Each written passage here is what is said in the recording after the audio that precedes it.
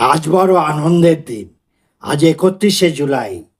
আজকে আমাদের ভালোবাসার তসলিমা নাসরিন আজ কলকাতায় 19 বছর বাদে পা দিচ্ছেন।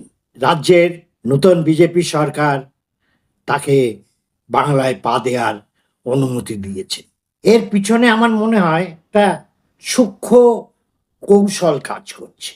সেটা হচ্ছে তসলিমা নাসরিনের বিরুদ্ধে মৌলবাদী মুসলিমরা খড়গহস্ত, তার নামে নানা রকম ফতোয়া জারি করা আছে। যে মুহূর্তে তসলিমা কলকাতায় পা দেবেন, গর্ত থেকে বেরিয়ে আসবে হিংস্র জানোয়ার, যারা মৌলবাদী, যারা জামাতি, আর সেই সুযোগের অপেক্ষায় রয়েছেন আমাদের মুখ্যমন্ত্রী মাননীয় শুভেন্দু।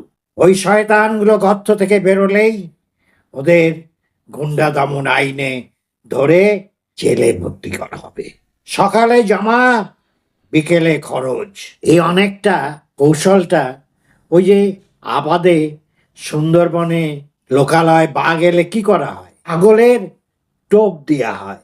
ছাগলকে দেখে বাঘ যেই ছাগল খেতে আসবে অমনি বাঘকে জালে আটকে ফেলা হবে। যাই হোক, উনি এসেছেন, খুব আনন্দ পেয়েছি। তার কারণ এতদিন তথাকথিত সাহিত্যিক বুদ্ধিজীবীরাও তার হয়ে গলা ফাটাননি, কোনো মিছিল হয়নি, মোমবাতি নিয়ে র্যালি হয়নি। 2007 সালে তখন বামপন্থী সরকার, সিংহাসনে তখন প্রগতিশীল সৃষ্টিশীল মুখ্যমন্ত্রী মহামহিম মাননীয় বুদ্ধদেব ভট্টাচার্য।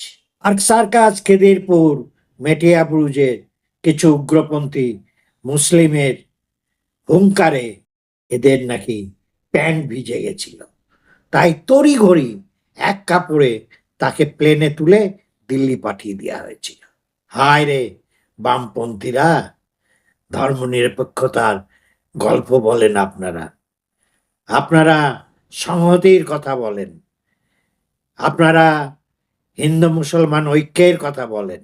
এতটুকু মাজার জোর ছিল না সেদিন যে উগ্রপন্থী জিহাদি মুসলমানদের দমিয়ে রেখে চ্যালেঞ্জ নিয়ে তসলিমাকে কলকাতায় রেখে দেওয়ার? ছি, লজ্জা। তৃণমূলের কথা আমি আর বলছি, এদের তো কোনো কনস্টিটিউশনই নেই, এদের কোনো আদর্শ নেই, ইডিওলজি নেই। এরা শুধু ক্ষমতা আর টাকা, এর বাইরে তৃণমূল নিয়ে আর কিছু বলার নেই। অতএব তারা যে ভোটের জন্যে মুসলিম তোষণ করবে, তসলিমাকে আসতে দেবে না, সেই ঝুঁকি নেবে না, এ তো জানা কথা। অতএব ওদের সম্বন্ধে আমি কিছু বলছি না। তসলিমা নাসরিন একজন নারীবাদী এবং ধর্মনিরপেক্ষ মানসিকতার লেখিকা। তার বিখ্যাত লেখা লজ্জা, দ্বিখণ্ডিত, আমার মেয়েবেলা, নির্বাসন, নির্বাচিত কলম, যা সত্যকে উদ্ঘাটন করেছে, পুরুষতান্ত্রিক সমাজের নগ্ন চেহারাকে প্রকাশ করেছে এবং ইসলামিক মৌলবাদীর বিরুদ্ধে তিনি সোচ্চার হয়েছেন বারবার। তার প্রাণনাশের নানা রকম চেষ্টা হয়েছে, কিন্তু তিনি অকুতভয়, তিনি তার লেখা থামাননি, তিনি লিখেই চলেছেন। আমি চাইব উনি স্থায়ীভাবেই পশ্চিমবঙ্গে থাকুন। আমরা চাইব যে পৃথিবীর সমস্ত উগ্রবাদী, মৌলবাদী, সে হিন্দু মৌলবাদী হোক, ইসলামিক মৌলবাদী হোক, খ্রিস্টান মৌলবাদী হোক, এদের কঠোর হাতে দমন করতে হবে। পৃথিবী থেকে ধর্মীয় বিষবাষ্প সরিয়ে দিতে হবে, ধর্মীয় বৈষম্যের শেষ করতে হবে। ধর্ম যেন ব্যক্তিগত আচরণের স্তরের উপরে না ওঠে।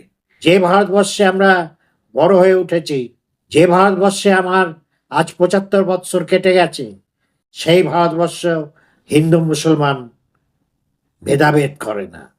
আমরা বৈচিত্র্যের ভিতর ঐক্য খুঁজে পাই। পৃথিবীকে সত্যিকারের বাসযোগ্য করে তুলতে হলে সমস্ত রকম ধর্মীয় গোঁড়ামি, ধর্মান্ধতা, অসহিষ্ণুতা দূর করতে হবে। শান্তির ললিত বাণী ছড়িয়ে দিতে হবে। আজকে এই পর্যন্ত। আমার ভিডিওটা যদি আপনাদের ভালো লাগে লাইক করবেন, বন্ধুদের শেয়ার করবেন, আপনাদের মতামত কমেন্টে জানাবেন।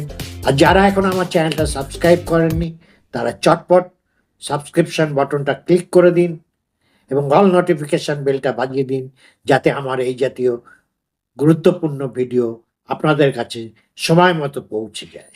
আবার আসবো নতুন একটা ভিডিও নিয়ে। ততদিন আপনারা সবাই সুস্থ থাকুন, ভালো থাকুন, আনন্দে থাকুন।